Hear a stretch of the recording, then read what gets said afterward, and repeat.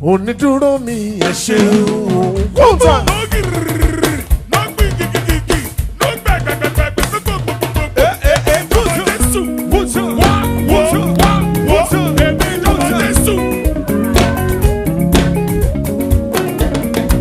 Onídúró mi ẹ ṣeun púpọ̀. Onídúró mi ẹ ṣeun. Onídúró mi ẹ ṣeun púpọ̀. Ó jẹ́ ènìyàn ló dúró mi wọ́n ti mọ̀ sí ẹ̀gún. Onídúró mi ẹ ṣeun. Ọlọ́run o. Onídúró mi ẹ ṣeun. Onídúró mi ẹ ṣeun púpọ̀. Ó jẹ́ ènìyàn ló dúró mi wọ́n ti mọ̀ sí ẹ̀gún. Onídúró mi ẹ ṣeun. Ah! Onídúró mi ẹ ṣeun.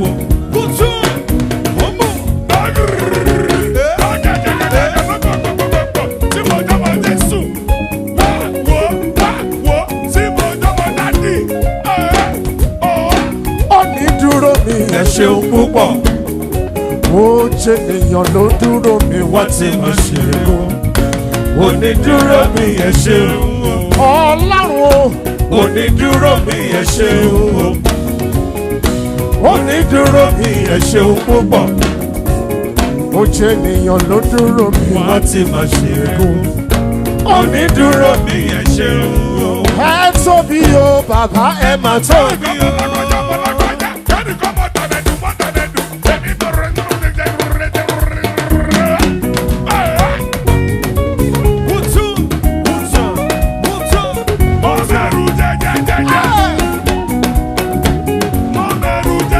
Tóbi o bàbá ẹ mà tóbi o.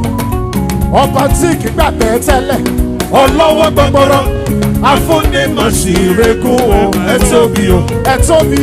Ẹ tóbi o bàbá ẹ mà tóbi o. Ẹ tóbi o bàbá ẹ mà tóbi o. Ọba tí kì í gbàgbé tẹ́lẹ̀. Ọlọ́wọ́ gbọgbọrọ. Afúnimọ̀sí ìrẹ́kùn o. Ẹ tóbi o. Ẹ tóbi o bàbá ẹ mà.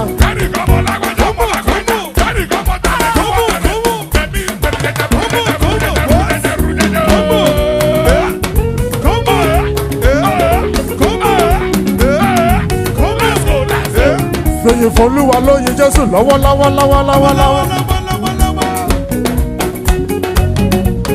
Ẹ tóbi o bàbá ẹ mà tóbi o. Ọba tí kì í gbàgbé tẹ́lẹ̀. Ọlọ́wọ́ gbọgbọrọ. Afúnimọ̀sí ìrẹ́kùn o. Ẹ tóbi o. Ẹ tóbi o. Ẹ tóbi o bàbá ẹ mà tóbi o. Ẹ tóbi o. Ẹ tóbi o bàbá ẹ mà tóbi o. Ọba tí kì í gbàgbé tẹ́lẹ̀. Ọlọ́wọ́ gbọgbọrọ.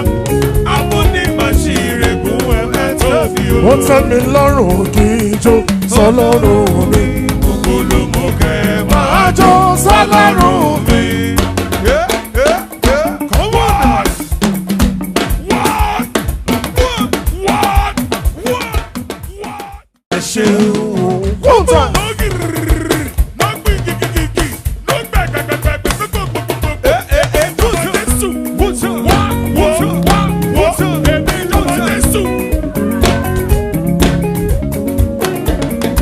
Onídúró mi ẹ ṣeun púpọ̀. Onídúró mi ẹ ṣeun. Onídúró mi ẹ ṣeun púpọ̀. Ó jẹ́ ènìyàn ló dúró mi wọ́n ti mọ̀ sí ẹ̀gún. Onídúró mi ẹ ṣeun. Ọlọ́run o. Onídúró mi ẹ ṣeun. All right, so I believe everybody will know the reason why we are here. It's a surprise birthday, and our mommy is right here. She's outside. We want to get right quick. Oh my God, mommy's already inside. Whoa. Come on. Get it up. Get it up. The family is not going out. This one is the kitchen.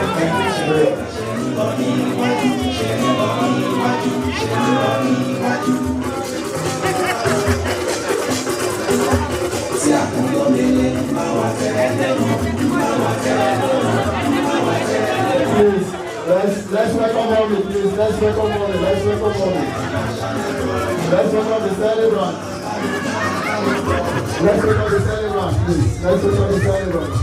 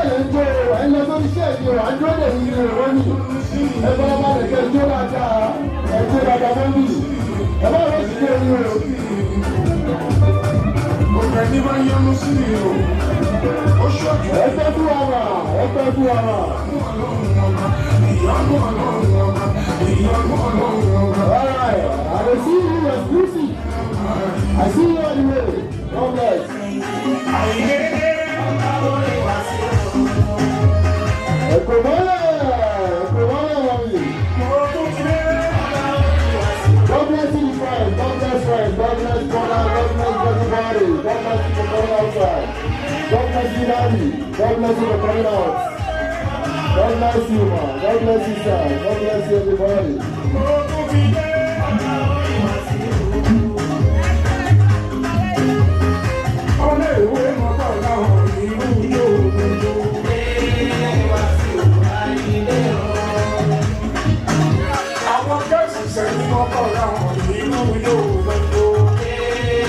Mọ́mí ọjọ́ ayọ̀ yìí ni ẹ̀kọ́ mọ́lẹ̀, ọjọ́ ayọ̀ yìí ni mọ́mí.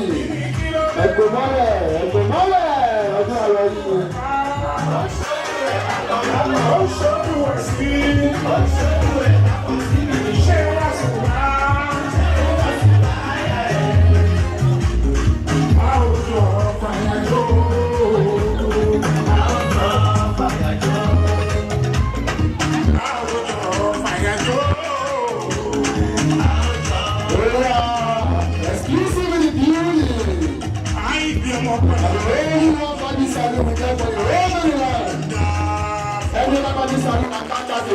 I just spend money right now. Let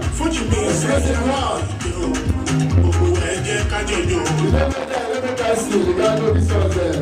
I can't get the music. We'll just let that. I must pass. Baby, my girl, alright. Keep shaking your booty. It's dancing time, man. Come on. I'm on the force, man.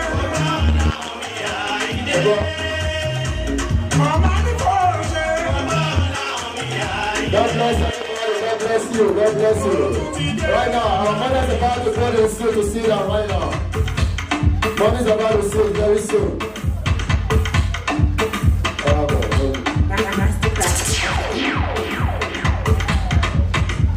Get Jassy. You need Maserati. You begin to see me Bugatti. Money go Jassy. But money Ipaye,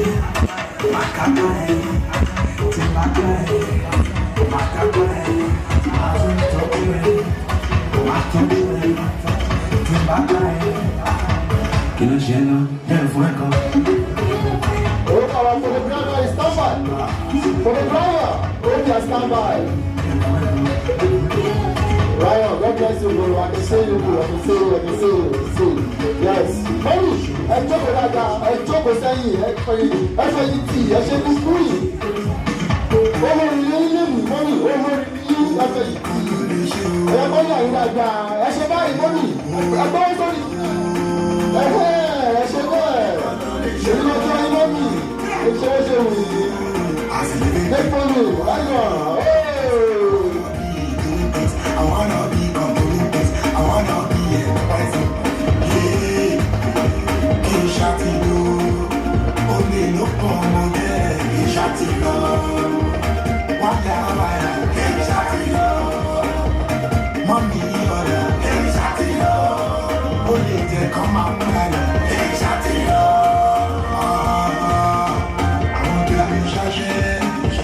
Okay, let's go. Let's make it happen. DJ, thank you very much. God bless you, man. I love you so much, man. Right now, man. Oh, man. Thank you, man. Thank you, DJ. Thank you for the drama. I want to thank everybody. I want to thank my mother, father, sister, uncle, my age mates, children. When it comes to America, nobody's above in America, nobody's lower than America, everybody's equal in America. If that is back in Nigeria, you can always do your seniority. Here in America, you are equal, but we are just doing it because we are all what we do. One call America, and then America. So we respect everybody. So I want to thank everybody for taking your time to come here tonight. I know everybody has 1 or 2 things to do. Probably some people are waking up like 6 or 5 a.m. in the morning to go to work, but they still have to take their time to come here tonight because of money, because they love money. Trust me, man, money is somebody that I don't want to talk about. Man, if you want to leave me to talk about money, I can start from now to next year. I'm not going to end it. You need to look at money, about the money anytime. Keep money, my teacher, when I don't get the one or my beta, why, Chairman, oh, teacher, I want it. I don't know. And everyone, God bless you. Let's go.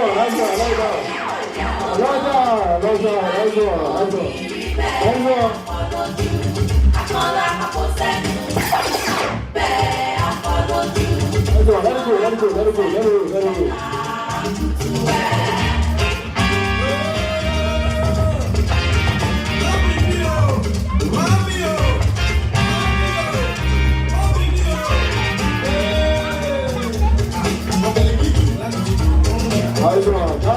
That is for money. Let it continue. It's for money.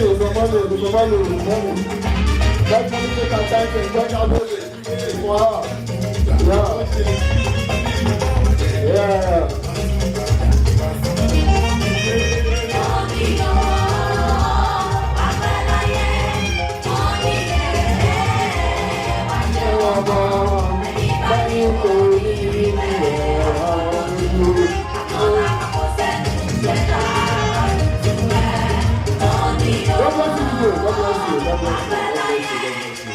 I appreciate you for that. I always like to work with you all the time. I know you know everything I want. God bless you for that. God bless you, DJ. So right now, we're not going to make it too long. We're going to make it too fast, like very fast. Like don't do whatever I want to do. Let everybody enjoy themselves. Let's do every event I'm supposed to do tonight.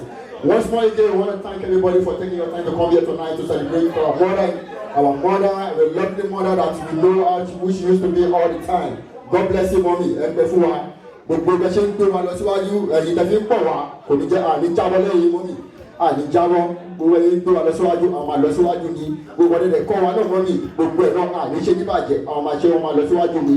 God bless you, man. We love you so much. We love you. God bless you, mommy. So right now, only can share anything in this life. We have to always do one thing first.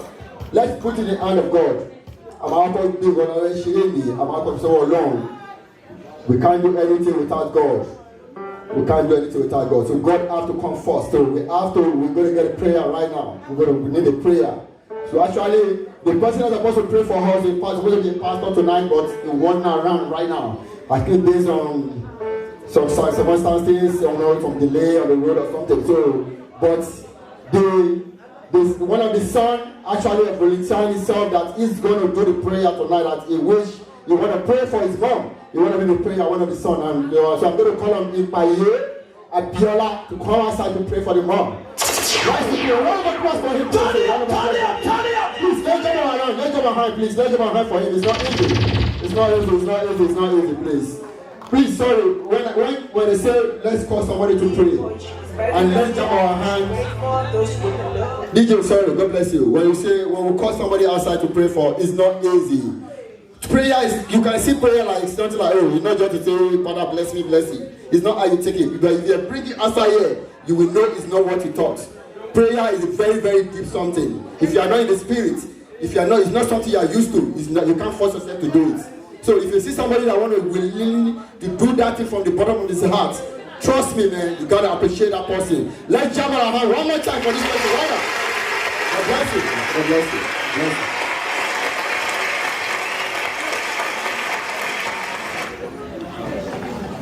Okay. Can we all bow our heads down for prayer? The presence of God. Father Lord, we thank you. Thank you for this day. Thank you for this beautiful day. Thank you for everything, and thank you for my mother's life. May your name be exalted in the mighty name of Jesus. As we are here today to celebrate joy, may you all experience joy in your house in the mighty name of Jesus. May the Almighty God continue to bless you guys in the mighty name of Jesus. No weapon formed against you guys shall prosper in the mighty name of Jesus. Thank you all for coming. God bless you all in Jesus' name. I pray.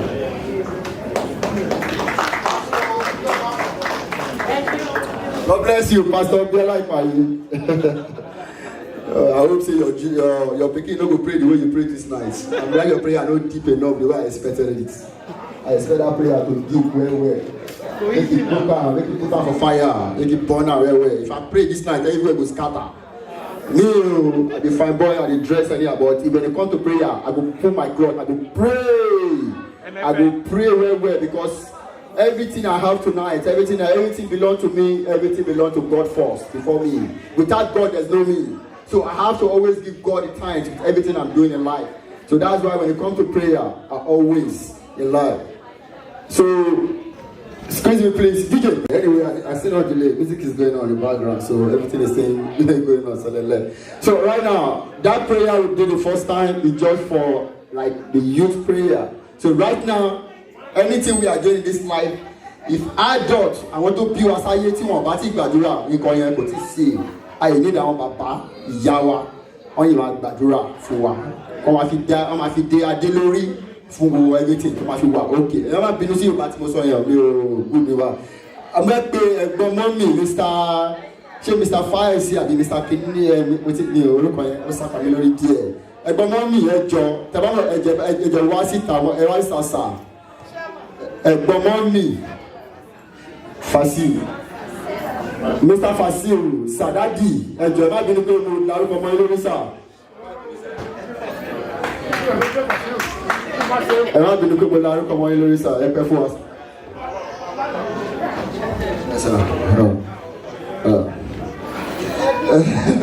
Dadi ẹ yọ̀ lẹ́tọ̀ wa tẹ́ ẹ bá ti ṣe àdúrà níbí báyìí ìdìbò máa ṣe náà àdúrà ni o but ẹ̀yin lè máa dé adé lè máa fi dé lórí so akọ̀fẹ́ kó kọ́kọ́ bẹ̀rẹ̀ ni ẹ ṣe sá God bless you. Praise God. Praise God. Praise God. Ẹ máa accept gbogbo nǹkan tí bá sọ ẹjọ́ ẹ má bínú torí Ọlọ́run because this is kind of impromptu to me. I don't really know. You see, they put me in a spot, which is okay. But I'm going to say thank you to everybody, every one of you guys, for coming. Because I've never been to a party for almost 15 years. This is my first time coming to a hall. My friends knows that I don't go to parties anymore. But this is a day that the Lord has ordained, and we're going to be happy and rejoice in it. So thank you guys for coming. I'm going to pray for my sister, because I always pray for her every day, because we grew up together. We are what you guys call 5 and 6. Those days growing up, we don't really know nothing about 5 and 6, but we're very close. She's my sister, my friend, my girlfriend. When I was living in Nigeria, I left her a note that wúrà àti fàdákà ẹ̀mí kò ní àbúrò ṣùgbọ́n gbogbo bẹ́ẹ̀dì ní fan stereo mo kò fún ẹ máa kó lọ. That's exactly what I did. So I left the house because of her coming back from school. I left, slept in an hotel, and from the hotel, Nigeria was still okay then. So from Akure, I took a 20 naira flight to Lagos. 20 naira flight to Lagos. So, Abro, I love you, you know that. Joko, today's your day, don't worry about it.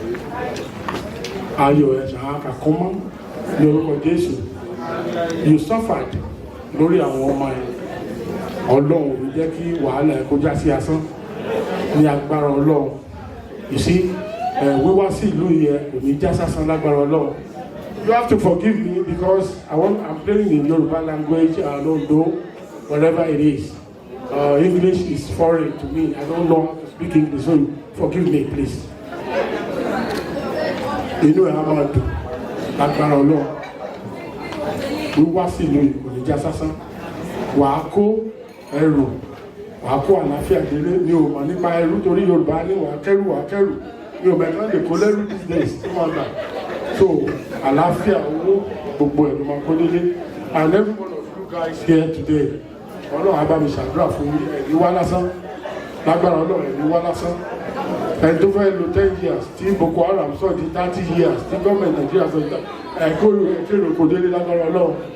Because a lot of us will be ready so long ago, but Nigeria kì í ṣèlú right now, so we're going to pray for Nigeria in our own little ways. All of our to share. That's a beautiful country. Thank you guys. Olúwa pẹ̀lú yín o. Enjoy ara yín. Ẹ má mọ̀ tí ju because àwọn ọlọ́pàá wà tán bẹ́ẹ̀. Thank you guys. God bless you. Ẹgbẹ́ fún wa sá. Àgbáyé ò ní dalẹ̀ sá. Nígbà mi ṣe sọ ṣé mo ti padà. Àgbáyé máa dalẹ̀ dádì. Ẹ má bínú sá. Yorùbá yẹn ẹ̀rù ó ń kọ́ mi lẹ́nu. Àgbáyé máa dalẹ̀ sá. Ọlọ́run Yorùbá, God help me Lord o. Àdèlẹ́nu o. Àwọn tó bí sí Amẹ́ríkà gan-an, they still dey speak Yorùbá well. Àwọn tó bí sí Nàìjíríà tàwa speak by gan-an, Yorùbá tó kọ́ wa lẹ́nu. Dádì ẹgbẹ́ fún wa, àgbáyé máa dalẹ̀, ẹ máa gbó. God bless you, sir. So right now, we don't have no time to waste. That's why you guys see the reason why I say every person needs to make a prayer. Like you have to make a prayer about everything that we're doing right tonight, because BLR did not say a lot of things that Daddy said tonight. Daddy made a lot of speech and he made a lot of points. Very, very genuine point that Daddy made tonight. And we all can hear everything with our eyes, with our ear, and we can see everything with our eyes. You know, it's very, very genuine. So that's why when you're doing something, we have to always put a elderly person to be involved in it. So because they were there before us. They were in the life before us. On Shajuwadi. So I'm a for my daddy. God bless you, sir. This baby want to join mommy. I know. Mommy's coming. Okay. Go join mommy. All right. Okay. So we start wasting much of our time. Please, everybody, feel free. Food is already going on. Food is going on already. As on the back side, as soon as you move outside or you want to use this door, you're gonna see the food right there. You go get your food. Everybody, you can start getting food right now. There's lots of food in the house. Trust me. There's nothing you want to eat that's not there. Everything is there. Amala, gbẹ̀gìrì àti ewédú, ẹ̀fọ́ rírò, everything. Dikaikon, ayamase. All the whole food in Nigeria and America. I don't know if call American food, but I really chop all those food too much. Now only once in a while.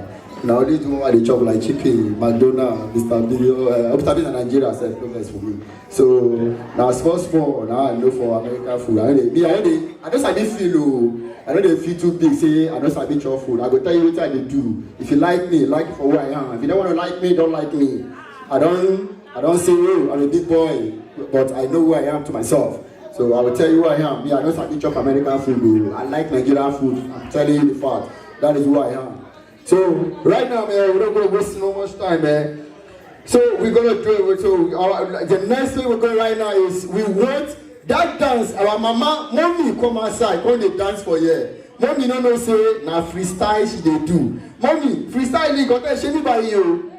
Come freestyle ti jo. I ṣe fẹ́ pè yín jáde nísìnyí ẹ máa perform ẹ máa dígì wò a fẹ́ wú lórí a fẹ́ wú bíbà yín nísìnyí a máa gbé jáde síta a máa gbé yín síbẹ̀. So before we do that, mommy is going to go in right quick. Just one or two things, you know. Mommy want to look more good for us, you know, so we can say out in a very special way. So before while we are waiting for mommy, DJ.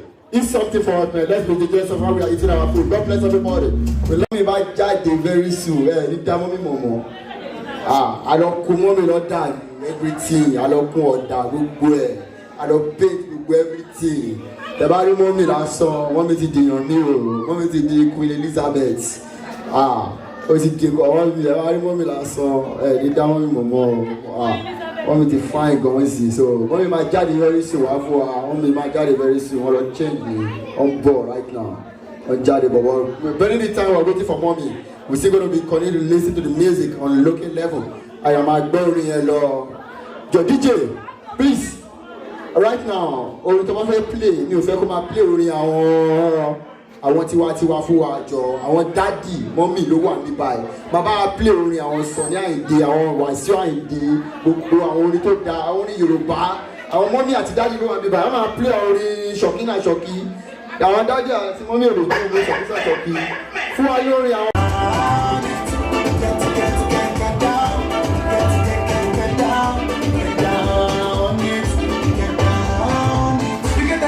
Come, they get the problem, go do.